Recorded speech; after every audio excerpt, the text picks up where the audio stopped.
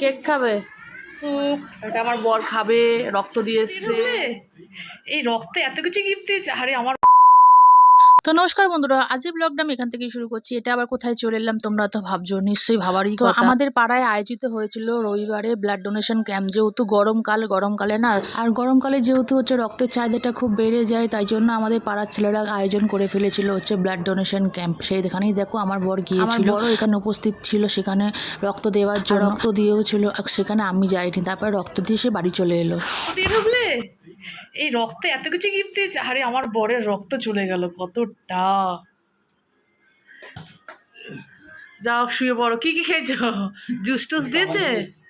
Pressure ওকে আছে? Pressure ওকে আছে? বাহ, পাপা রক্ত দিয়ে এসছে।